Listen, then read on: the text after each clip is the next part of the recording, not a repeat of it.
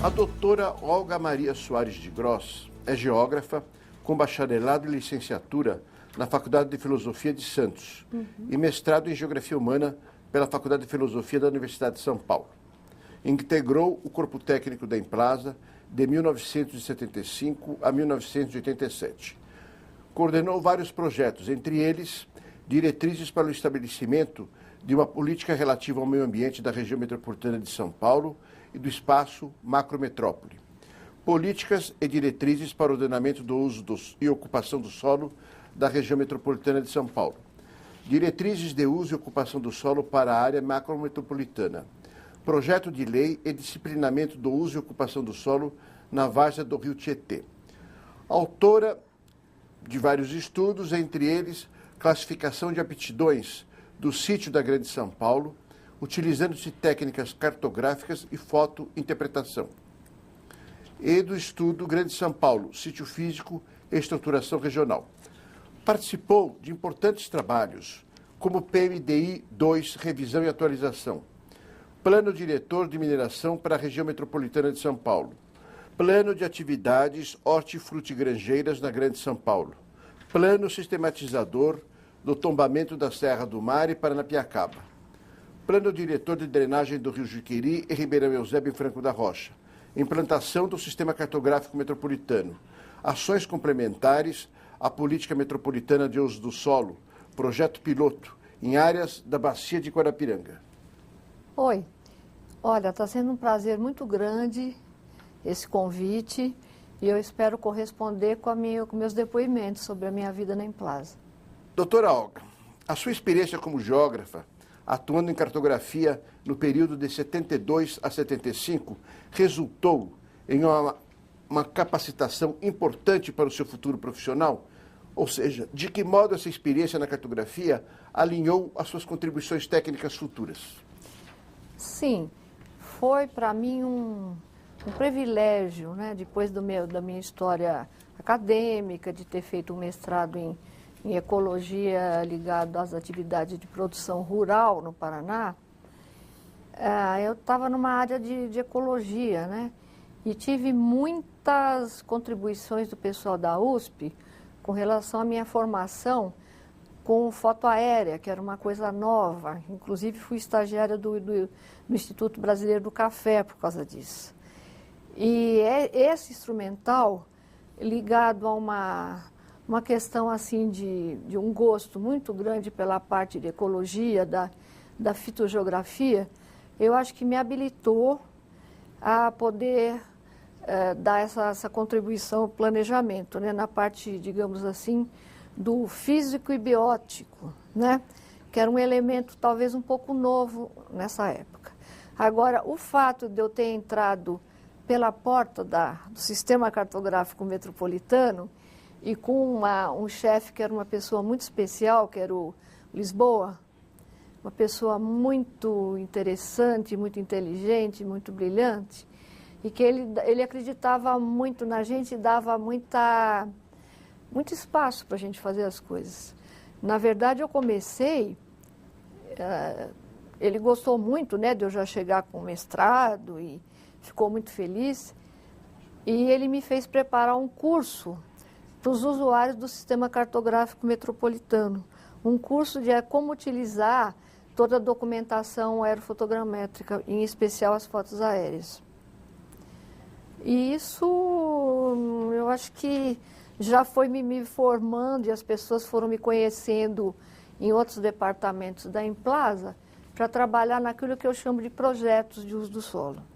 Doutora Olga, em seus estudos na Emplasa, nos anos 80, ressaltou sempre a preocupação essencial em planejamento, indicar diretrizes para ocupação, indicar áreas com aptidão física próprias ao desenvolvimento urbano. Os estudos são detalhados a respeito dos limites a serem impostos à ocupação indevida. O que aconteceu? Por que os técnicos não foram ouvidos na medida em que as restrições a serem impostas eram claras?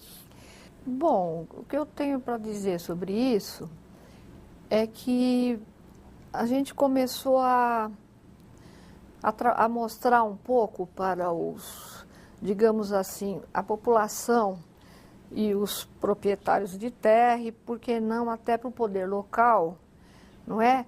Dessas questões do sítio físico, não é? Que até então eu acho que não eram muito divulgadas e depois começaram a se agravar através dos problemas das questões dos escorregamentos de solo e das enchentes. É claro que essa questão do sítio físico, isso criou toda uma série de normas de uso do solo que criam limitações administrativas ao direito de propriedade, não é? É aquela coisa que a gente fala da função social da propriedade. Hoje em dia, passados-se 30 anos ou mais, 37 eu acho, né? Essa coisa ainda não é, digamos que hoje ela já começa a ser compreendida, porque os fenômenos todas essas catástrofes, elas estão muito graves, se agravando em função das próprias características do clima atual, não é? Que está assim um tanto quanto desregulado. Então parece que as pessoas já têm um pouco já acreditam um pouco nas coisas que as normas legais e que os técnicos conversavam e colocavam sobre elas. Acontece que as pessoas ainda acham que o direito sobre a terra é exclusivo, é delas, elas fazem o que bem entendem, né? Isso é uma questão. Outra questão, que eu vou falar várias vezes nisso, que é a questão do interesse, da necessidade da ocupação do solo na metrópole, né? Que começou com aquela atratividade pelo emprego na década de 60, 70, e que hoje essas pessoas que vieram se multiplicam, né? Crescem e se multiplicam e precisam sempre cada vez de mais, de mais lugares para poder se morar e acolher sua família. Isto significa dizer que acabam sendo ocupadas as áreas de menor valor como espaço urbano, que são áreas problemáticas, né?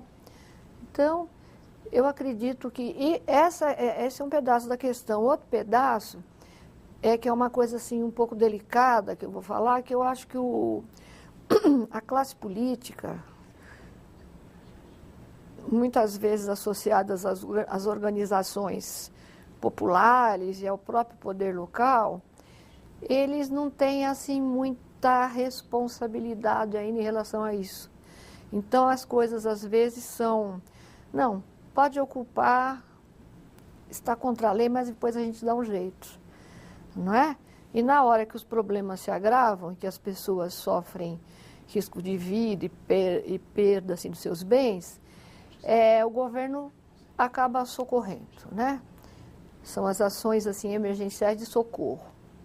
Eu acho que é mais ou menos isso. A Lei de Proteção aos Mananciais e a Lei do Zoneamento Industrial, elaboradas na década de 70 na Emplasa, são vistas como marcos jurídicos para a regulação do território. Qual é o seu posicionamento face ao pioneirismo dessa regulamentação? Quais os erros e acertos? Bom, com relação ao pioneirismo, realmente foi uma coisa assim, um acontecimento, né? Para a época, foi um acontecimento, você ter uma legislação de nível estadual interferindo sobre o uso do solo municipal, né? Então, claro que isso foi uma coisa extremamente polêmica, né?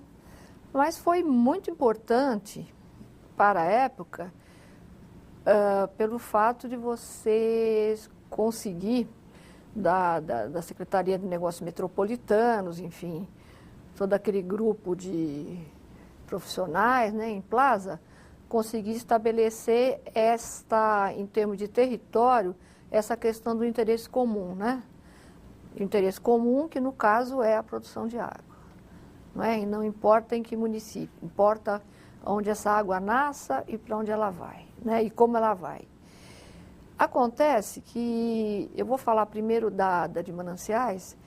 A de Mananciais, eu me lembro que eu estava chegando na Emplaza na época, porque eu já tinha trabalhado no GEGRAN. Eu estava chegando na Emplaza e eu me lembro que eu estava lá um dia no meu trabalho, com meus estagiários, que eu sempre trabalhei muito com eles, e alguém me chamou para mim ir lá num grupo, numa reunião que estavam os líderes da elaboração da Lei de Mananciais, me fizeram a seguinte pergunta: qual é a diferença entre o termo vegetação primitiva e primeva? Eu falei, são sinônimos, isso não quer dizer nada. Muito obrigada, era isso que a gente tinha perguntado. Então, para vocês terem uma ideia de como é que as coisas eram feitas naquela época, né? Então, dentro do corpo técnico, a coisa já era restrita, já se imagina em relação à participação popular. Então, acho que teve um grande problema de uma lei ter sido feita em gabinete e sobre a qual só houve uma discussão no nível da Assembleia Legislativa Estadual, né? Eu não participei disso, mas eu acredito que não houve muito. Aí outro problema é que a Lei de Mananciais, ela não identificou espaços, territórios diferenciados entre as bacias, que são muitas bacias na região metropolitana. A gente conhece muito a Guarapiranga e a Billings, mas tem mais umas 4 ou 5, né? Então, eles fizeram uma lei com um formato único, um conteúdo único, tratando de territórios e de populações muito diferentes. Isso sempre foi criticado desde o começo, isso foi um fator de insucesso, assim, digamos assim, desse diploma legal. Agora, com relação à indústria, eu tenho a dizer duas coisas só.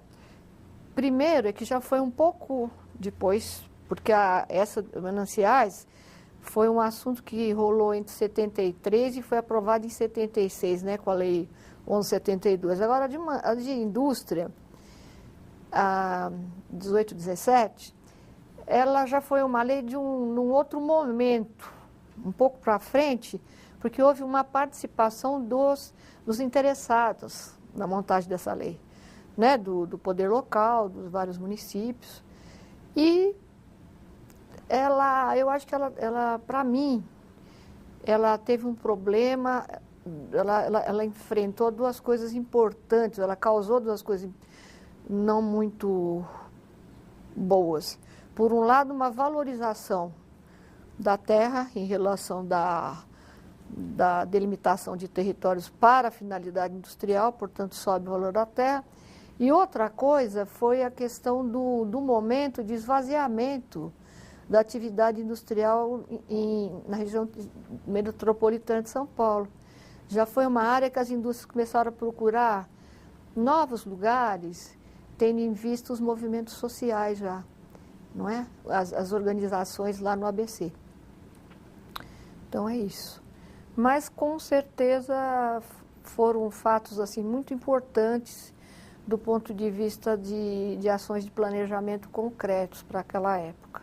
Doutora Olga, em 2010, o governador José Serra utilizou o mapa do projeto sobre o disciplinamento do uso do solo na várzea do Tietê para avaliar o quanto o Jardim Pantanal, que tinha sido totalmente inundado, havia ultrapassado o limite definido pela Emplaza. Esse foi um dos motivos da inundação. Como avalia essa situação?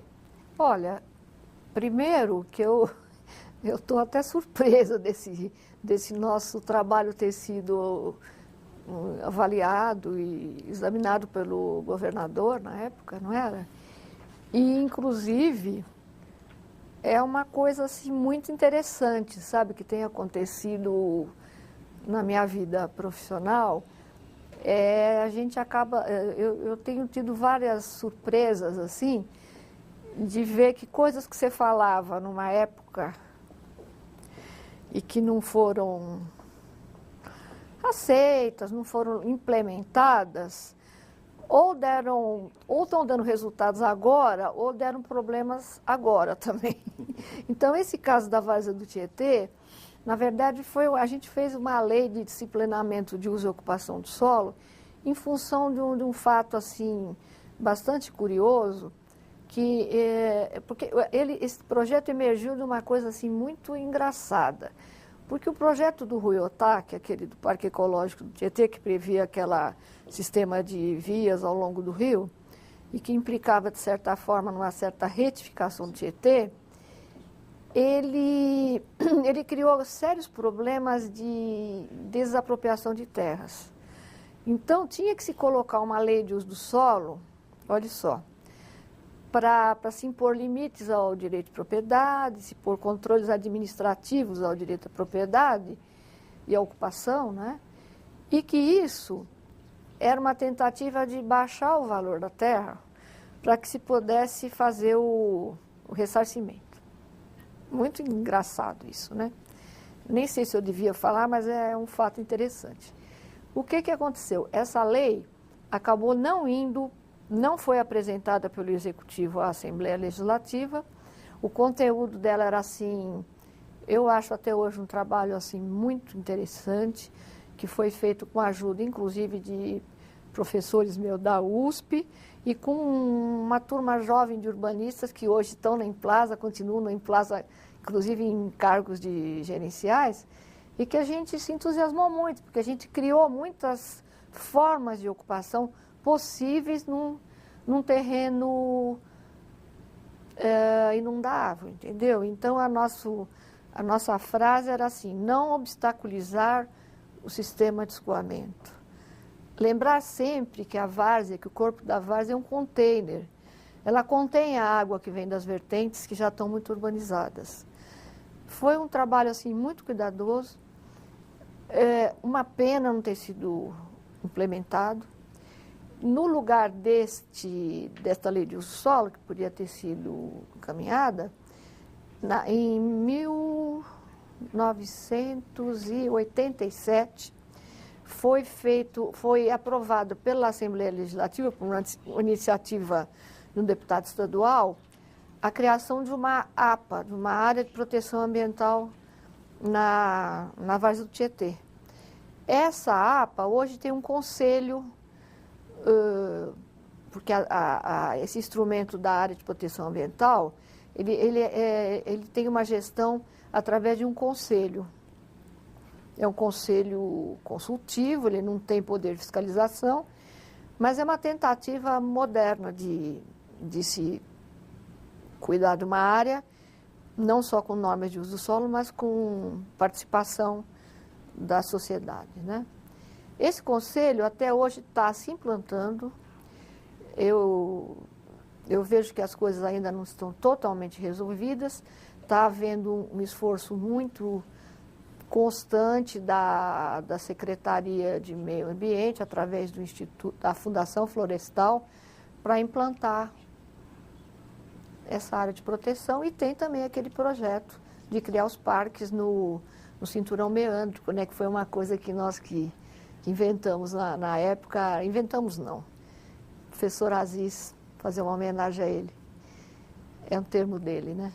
Doutora Olga, na sua opinião, no Brasil, mais especialmente em São Paulo, planejar poderá se viabilizar? Isto é possível desenvolver uma mentalidade de análise, controle e prevenção de riscos ambientais e urbanos em áreas metropolitanas? Olha, eu gostaria de começar por uma coisa, né? Essa questão da metrópole, né? A gente precisa, primeiro de tudo, lembrar que ela não é uma instância política, ela é uma instância administrativa, não é? Ela é uma instância administrativa. Portanto, eu acho que ela é uma instância técnica, que ela pode vir, para mim, não sei se eu já estou respondendo outra coisa, mas na verdade é o seguinte, ela é um tipo de movimento, de dinâmica técnica e administrativa, que ela vem em colaboração com outras secretarias de governo do Estado. Né? Por quê? Porque as áreas metropolitanas são áreas críticas, são áreas onde existem muitos problemas urbanos e ambientais. Então, eu acho que uma superposição de ações nessa área, eu acho que pode ser uma coisa bem-vinda e ser uma coisa que dê certo. Em primeiro lugar, se o governo estadual reconhecer isso como um fato importante, enquanto contribuição ao desenvolvimento do Estado. Isso é uma coisa. Outra coisa que eu acho é o seguinte, eu acho que tem que ter uma administração,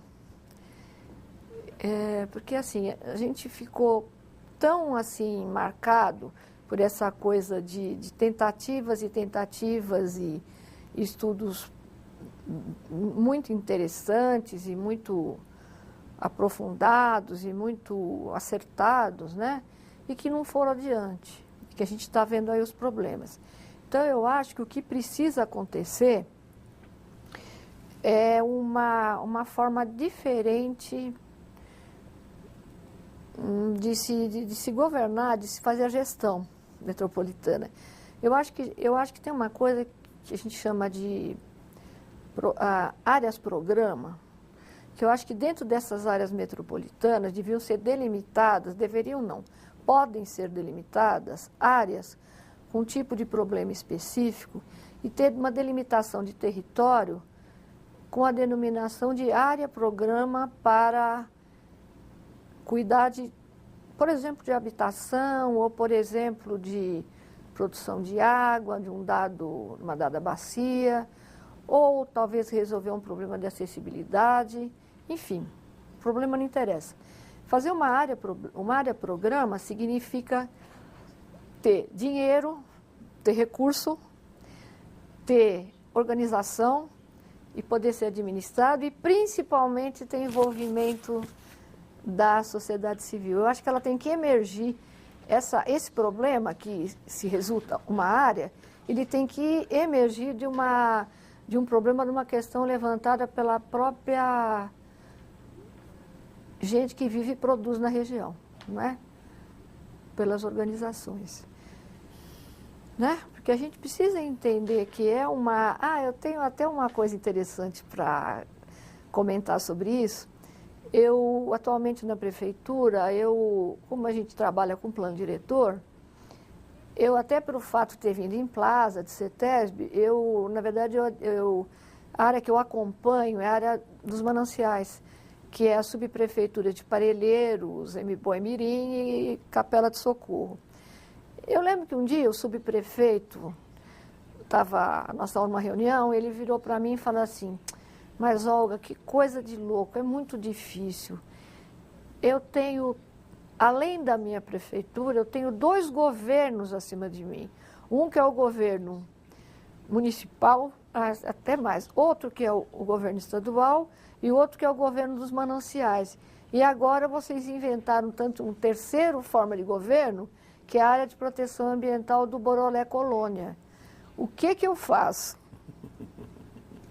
Então é isso, eu acho que ele sente uma espécie de ingerência sobre o seu poder de gestão. Doutora Olga, dando sequência a essa pergunta e focando a questão no administrador público, na sua opinião, esse administrador, ele vai poder contar com recursos e instrumentos que viabilizem a sua ação no sentido de propiciar melhoria de qualidade de vida para a população?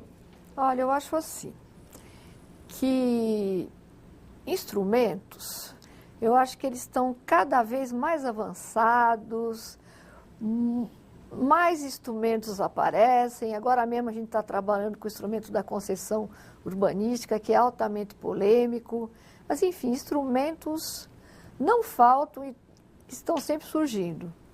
Não falta criação para isso. Agora, recursos, eu acho que vai depender enfim, de quem vive e produz, da comunidade, das pessoas da sociedade civil terem uma relação mais estreita, mais direta com as pessoas que decidem sobre orçamento.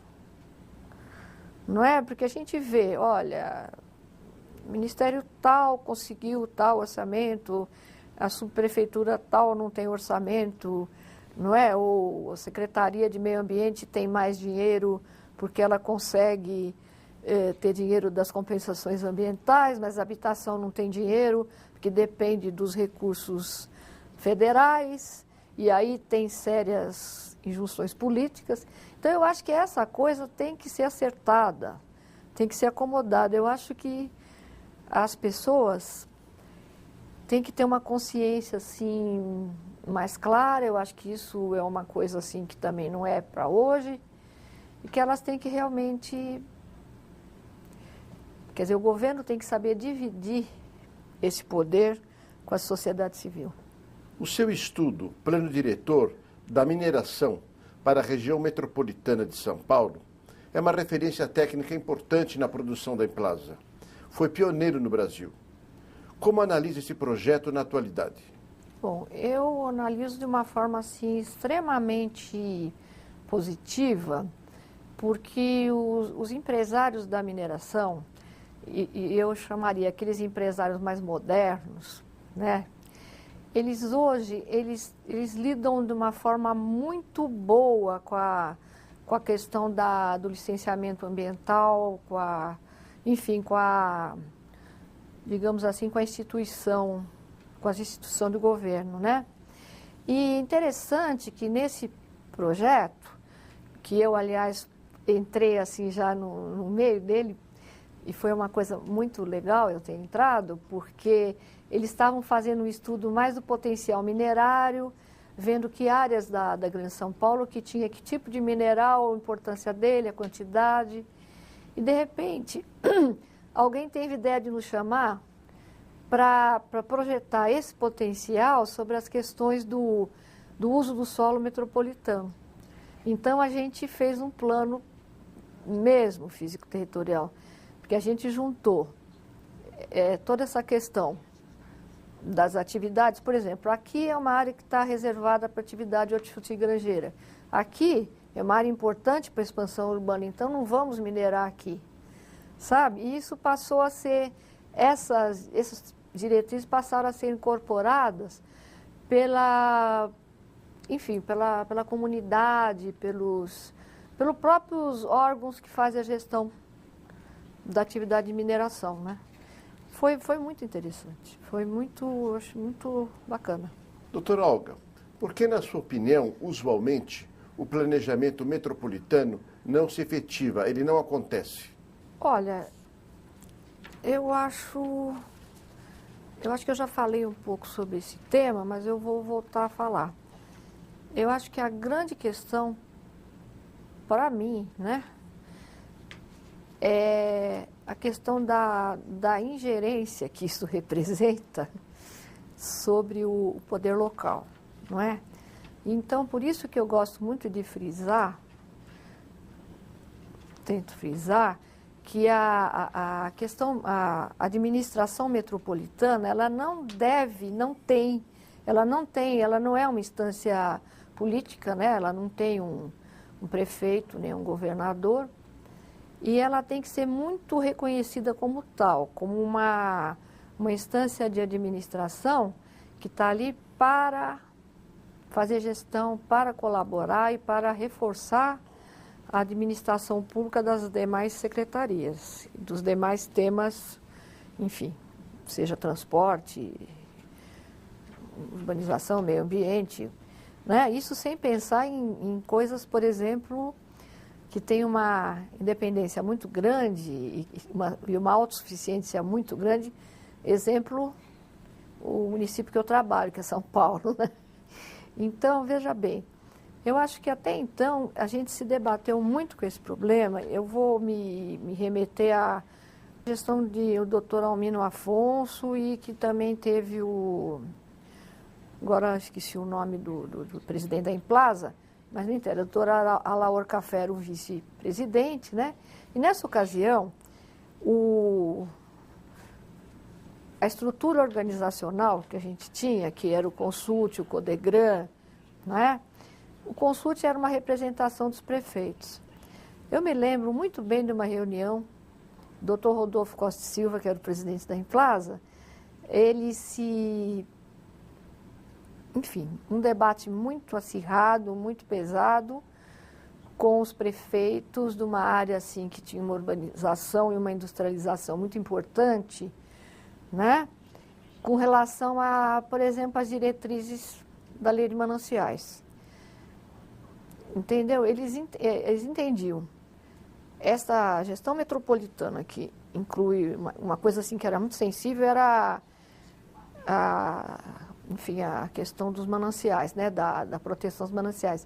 Eles entendiam isso como uma ingerência sobre a sua administração local. Né? Isso era uma coisa. E outra coisa também que eu vejo era assim uma dificuldade grande de relacionamento entre essa instância que era administrativa, a Secretaria de Negócios Metropolitanos, a Implaza, com outras secretarias pesadas, fortes, como a de transporte, né, como a de habitação mais ou menos, mas enfim. Agora, uma coisa que eu vou aproveitar essa pergunta, que é uma coisa que é a pergunta que não cala para mim, é o seguinte: eu acho que uma coisa fundamental no planejamento, que também acho que isso é uma questão dos tempos e dar tempo ao tempo. Eu acho muito ruim essa história de dissociar a matéria ambiental, a problemática ambiental, da problemática do planejamento urbano, planejamento regional. Hoje ela está dissociada. Eu me lembro que na ocasião que as coisas convergiram para isso, a gente foi contra, mas enfim. Não tenho nada contra as secretarias de meio ambiente, pelo contrário, eu sou do Conselho Municipal de Meio Ambiente, mas eu acho que a gente trabalharia muito melhor se as coisas estivessem juntas, sabe? As coisas... fica difícil, tá bom? Dentre suas contribuições, há iniciativas bastante conhecidas que se referem à necessidade de preservação e aproveitamento dos recursos naturais, como da Serra de Itapevi ou do tombamento da Serra do Mar e de Piranapiacaba. Como avalia essa importante linha de intervenção para o estudo técnico? Pois é. Essa linha de intervenção, a gente começou pela Serra de Itapetí, que é em Mogi, né? É dessas que vocês estão falando. A Serra de Itapetí é assim um marco institucional assim muito importante, que eu acho que foi a primeira vez que a gente fez uma lei de uso do solo voltada totalmente para a questão do meio ambiente.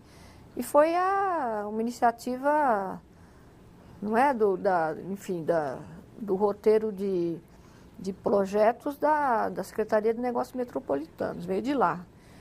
Por quê? Porque a Serra de Itapetí, ela fica numa área, até eu me lembro de eu comentando isso com o prefeito lá na época, que ele não entendia por que ia se controlar o uso do solo ali no município dele, que pegava também Guararema e outros municípios, que eu nem me lembro, eram 3 municípios. Porque realmente ela tinha uma função muito importante que foi identificada para o nosso corpo técnico, inclusive foi uma oportunidade interessante de convivência entre geógrafos e urbanistas, que foi muito legal. Nós trabalhávamos na Luiz Coelho nessa época, e porque a gente via aquele corpo, aquele corpo de vegetação grandão naquela área, em frente àquele vetor de urbanização leste, né? Que pegava Suzano, Mogi, ali, indo para Biritiba, aquela área toda, e que estava crescendo muito, e que estava já subindo as vertentes da Serra de Itapetí, e que era um divisor, assim, muito importante com o Vale do Paraíba, inclusive, né? E do ponto de vista biológico, ele é uma área, assim, de encontro de biocenoses diferentes, entendeu? Ele é uma espécie de um ecotono, que a gente chama, ecótono. Então, isso foi muito importante. E teve um dado muito interessante, que a pessoa do jurídico, a gente trabalhava muito com o corpo, com os advogados, com os juristas, e eles se interessaram, um deles se interessou muito por esse trabalho, porque já estava começando nesse então, acho que foi 81 isso, né, esse projeto, se não me engano. Começou em 80, porque ele se entusiasmou muito com o fato de poder uma lei de uso do solo, né, desenvolvida pela Implaza, proteger aquela massa de vegetação toda. E a gente foi muito inspirado em delimitar as áreas de vegetação, os fragmentos, como se diz tecnicamente, que não podiam ser mexidos. Então a gente foi assim, ele foi super audacioso, porque ele falou, não, eu vou ser mais restritivo que vocês técnicos. E realmente isso. Agora, com relação à Serra do Mar, já foi um outro momento, é um outro tipo de instrumento, é o tombamento.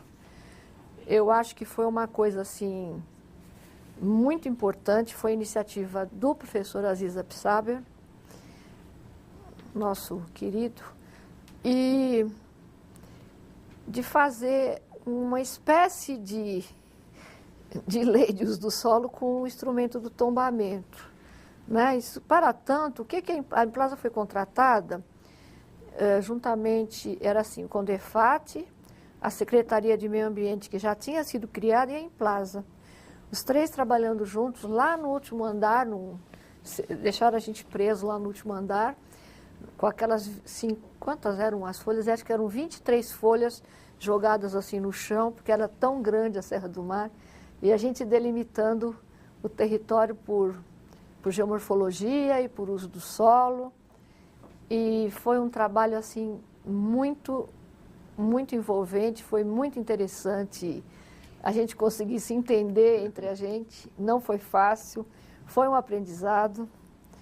E o que eu teria a dizer é que isso hoje, ele resulta numa coisa assim muito importante, que é a gestão que é feita por conta da própria criação da reserva da biosfera, né, que encampou essa área tombada e tudo isso, da Serra do Mar, e pela importância da Serra do Mar no Brasil, né? Existem vários instrumentos de preservação, de conservação dessa serra, que são aplicados pela Fundação Florestal e pelo Instituto Florestal, que já tem uma tradição com isso, né? Então, realmente foi uma honra ter participado desse trabalho. Doutora Olga, em 1983, a senhora contribuiu para a elaboração das diretrizes para o estabelecimento de uma política relativa ao meio ambiente da região metropolitana de São Paulo e do espaço macrometrópole. Como vê hoje a ampliação do escopo de atuação da Implaza para a escala macrometropolitana? Olha, eu vejo assim com muito entusiasmo, né? Esse trabalho foi 81, né? 82, eu acho. Foi um trabalho onde a gente realmente foi uma coisa interessante. As pessoas, a direção da Implaza, não foi ideia nossa, de ter tido essa abordagem, né, de ampliação. Enfim, porque estava se notando que a região metropolitana de São Paulo, ela tinha vetores, ela já estava tendo vetores de crescimento. Um vetor para Sorocaba, um para Campinas, um para o Vale do Paraíba, Baixada Santista, né? E isso, enfim, a gente estudou isso e a gente... Foi um campo de estudo, assim, maravilhoso, né? A gente teve muita contribuição de dados, de órgãos como o IPT, na ocasião, e como a CESP também, que contribuiu muito. E a gente começou a fazer um reconhecimento desse território, não é? Tanto do ponto de vista do sítio físico, que é aquela coisa que a gente sempre gostou muito e tinha gente muito habilitada para isso lá, como também da questão de estudar um pouco esses vetores de urbanização. Então, também foi um encontro assim, muito feliz de profissionais, assim, de geógrafos e de urbanistas. Nós éramos pouquíssimas pessoas para aquela área imensa, mas eu acho que a gente criou uma série de compartimentos de problemas e de coisas para esses compartimentos. A gente definiu uma série de diretrizes, mostrando áreas que deviam ser poupadas, observadas, do ponto de vista de expansão urbana, áreas onde estava havendo um crescimento já bastante dinâmico. A gente fez uma série de previsões interessantes. Na época, eu acho que nem existia Castelinho, aquela lá de Sorocaba. Esse corredorzão hoje, né? Tem um verdadeiro corredor em direção a Campinas. Naquela época, eu acho que estava sendo aberto ainda Bandeirantes. Enfim, o Vale do Paraíba, a mesma coisa. Acho que a gente também previu o crescimento assim, de São José dos Campos. Foram coisas, e eu acho que isso foi um ganho muito grande em termos de informação para todos, né? Para o governo, enfim, para os empresários, para todos. E isso aí foi o embrião dessa política atual, que eu acho que certamente é muito apropriada, no mínimo, né? Doutora Olga, sendo atualmente foco da Implasa o planejamento regional integrado, como avalia o reconhecimento pelo governo estadual da importância do processo de metropolização de uma parte do território estadual que representa 5% do estado de São Paulo, com 70% da população e 83% do PIB paulista? Olha, não é brincadeira, não. A pretensão de se administrar um território, 83% do PIB paulista, né? Eu acho que eu volto a reforçar uma coisa que eu já falei, que essa questão ela tem que ser entendida do ponto de vista de governo, né? De Estado. É que eu acho que precisa de um reforço para se organizar uma área dessa, para se administrar uma área dessa, né? E eu vejo sempre a Implasa, esse sistema novo que está sendo criado de todas as regiões e aglomerações metropolitanas como um reforço para a administração do Estado. E eu acho que cabe, mais uma vez, primeira coisa, eu acho que o entendimento deve ser de que esse sistema vai contribuir, ele vai engrandecer o governo do Estado, e que os empresários tirem partido disso e participem assim, ativamente disso, e a sociedade civil também, pelo fato de ser uma área que a gente precisa cuidar muito. Primeiro, pela própria capacidade de produção que ela tem, pela quantidade de problemas que a gente sabe que estão presentes, né? E que não são fáceis de administrar. Se a gente destacar, por exemplo, o problema habitacional, né? O atendimento à questão habitacional, eu acho que é por aí. Na sequência dessa pergunta, como vislumbra a participação da iniciativa privada nesse processo de metropolização? Olha, eu entendo o seguinte, que a gente já tivemos, né, em Implasa, experiências de participação com grupos organizados, né, da iniciativa privada, por exemplo, a Fiesp, né, a organização de mineração, os movimentos populares também, né? Eu acho assim que está na hora de ter um encontro, né, da administração, ainda mais essa administração que eu que eu chamo de uma administração não política, mas ela é técnica, ela é uma instituição para colaborar, para contribuir, eu acho que ela tem que se aproximar muito de quem vive e produz, né? De quem faz, não é? Não tem gente que fala, olha, independente dos políticos, o país cresce, o país está uma beleza, está crescendo, não é isso que a gente ouve? Eu acho que está na hora de se ter um encontro, né? E eu acho que, eu não sei se isso vai demorar um pouco, eu acho que ainda vai demorar um pouco, mas eu acho extremamente importante, porque não adianta mais a gente ficar estudando, a gente ficar fazendo belíssimos estudos e com pessoas brilhantes, fazendo proposições, se a gente não tem junto, mas junto assim, depois eu até quero detalhar um pouco isso, junto para trabalhar, junto para fazer junto até para ensinar como é que faz desenvolvimento, não é? Tá? Como é que acontece? O negócio é o seguinte, eu acho que esse problema da participação da sociedade civil, por enquanto, o que eu tenho observado é que são, muitas vezes, organizações assim que elas olham muito para si próprias, não é? Mesmo os movimentos populares, é lógico, eles têm que resolver os seus problemas de sobrevivência. Os empresários também têm os seus problemas de sobrevivência.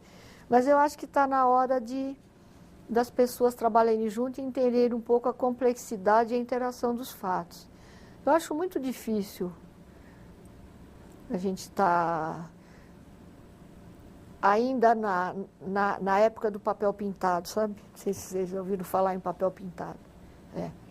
Doutora Olga, considerando as novas condições institucionais, como a criação de uma Secretaria de Desenvolvimento Metropolitano, o estabelecimento de novas entidades regionais e a ampliação do escopo do trabalho da Implasa para a escala metropolitana, acredita que esse conjunto de fatores podem trazer uma certa perenidade para o planejamento metropolitano?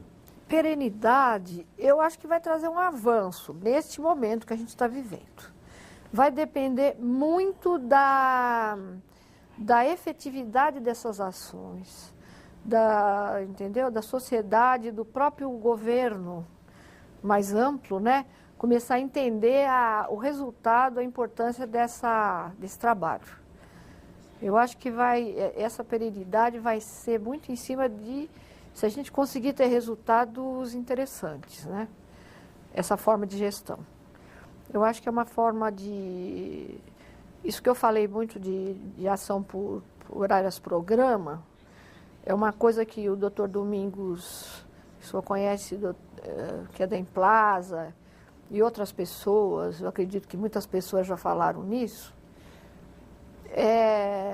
Eu acho que a gente precisa começar a trabalhar em cima de problemas, em cima de territórios que a gente chama de áreas-programa, e se consiga realmente destinar recursos para levar ações até ao fim com resultados, né? Com resultados. Se planejar com foco em resultados, né?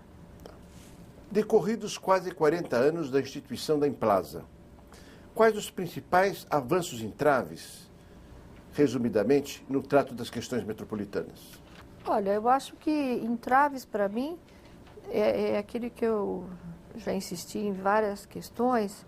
Para mim é um pouco a história da sensação de ter que dividir o poder, entendeu? Das pessoas que detêm o poder, sente que esse poder está sofrendo interferências, intervenções. Isso é uma coisa. Outra coisa também, eu acho que é a questão como é que a gente poderia falar? Cada município, quer dizer, a questão do poder local, não é? E da questão da política partidária, para mim também interfere muito, não é? Eu acho que esses são dois problemas importantes. Eu não sei, eu acho que eu vejo só por aí mesmo. Como avalia a Implasa no período em que fez parte do corpo técnico da empresa e como avalia hoje? Sim. Então, no período que eu fiz parte do corpo técnico, foi um período... Primeira coisa que eu gostaria de falar é que quando eu vim da universidade, eu vim assim com uma malinha cheia de conceitos, de coisa, onde predominava a questão de enfrentar os problemas em sua complexidade. Né? Eu tive essas oportunidades maravilhosas com professores, como o professor Carlos Augusto Figueiredo Monteiro, o próprio professor Aziz, de aprender essa coisa de saber que os problemas não são divisíveis, eles são complexos, por isso são difíceis, né?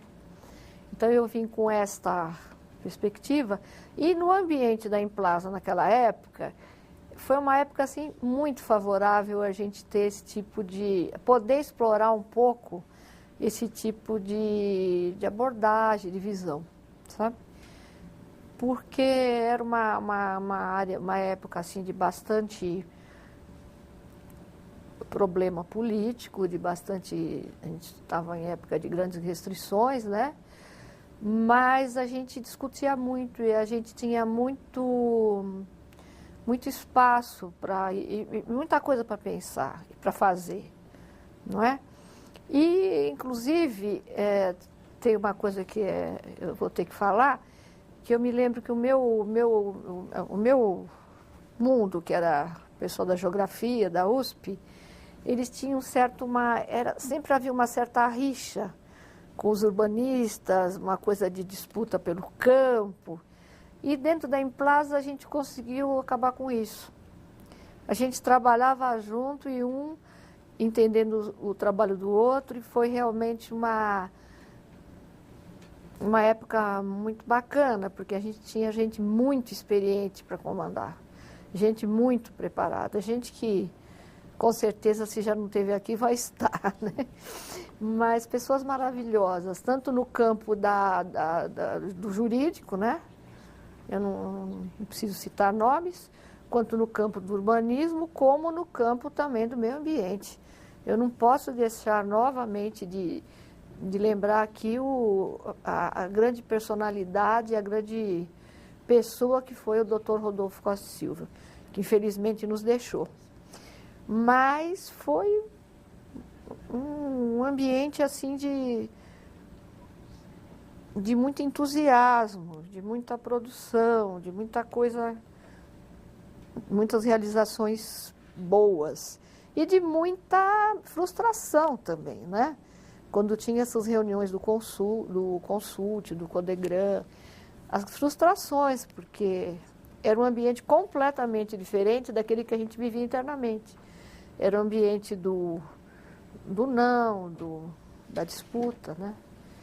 E hoje, eu acho que as coisas, as pessoas estão crescendo, eu vejo por aí, crescendo, apesar de a gente estar num momento bastante político, que tem muitas coisas boas e muitas coisas complicadas, né? Mas eu estou vendo que os próprios problemas, a próprio crescimento dos problemas urbanísticos, do problema da nossa cidade, dos problemas ambientais, dos problemas que estão acontecendo no mundo, eu acho que estão, de certa forma, focando um pouco as pessoas nessa coisa do planejamento. É muito comum a gente ouvir falar, mas não tem planejamento. Será que essa pessoa sabe o que é planejamento? Sabe o que é implementar o planejamento, contribuir para isso? Eu acho que a gente está nessa fase, que as pessoas estão começando pelo menos a se manifestar bastante. Doutora Olga, para encerrar o seu depoimento, mais uma pergunta. A partir de sua experiência como geógrafa, comprometida com as questões ambientais de âmbito regional e metropolitano, quais as propostas e projetos que considera de relevância para o futuro do planejamento global metropolitano? Olha, eu acho que eu vou ser bem direta nessa resposta. Eu acho que uma coisa assim importantíssima que deve se centrar muitos esforços e conseguir muitos recursos é com a questão das demandas habitacionais. sabe? Da demanda por habitação. Isso eu acho que é fundamental. Porém, isso uma coisa é atender a demanda. Outra coisa que eu acho é que nessas regiões metropolitanas, eu acho que precisam ser descobertos e pesquisados e implementados núcleos com atividades que sejam possíveis para darem trabalho para um certo nível da população que não está habilitada, que já está até com uma certa idade e que ainda que talvez não dê mais tempo de ter uma formação técnica, sabe? Eu acho que a gente tem que descobrir formas de sobrevivência, de trabalho para essas pessoas. Isso é uma coisa. Outra coisa é o cuidado com as crianças, né?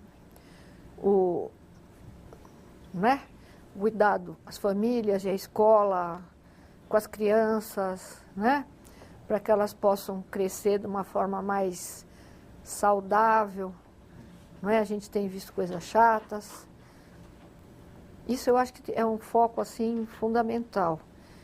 E aí uma outra coisa que é uma coisa mais técnica, assim, é que eu acho que a gente tem que, no ambiente dessa estrutura de administração metropolitana aí, eu acho que tem que juntar a questão ambiental com a questão urbanística. Isso, para mim, é uma questão de fundo, assim. É isso. Doutora Olga, muito obrigado pelo seu depoimento, muito interessante, muito rico. E a senhora está com a palavra para apresentar suas despedidas.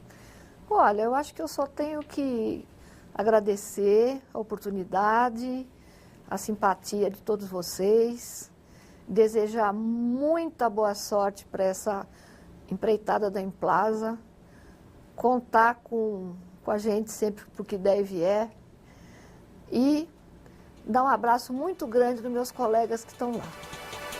Muito obrigado.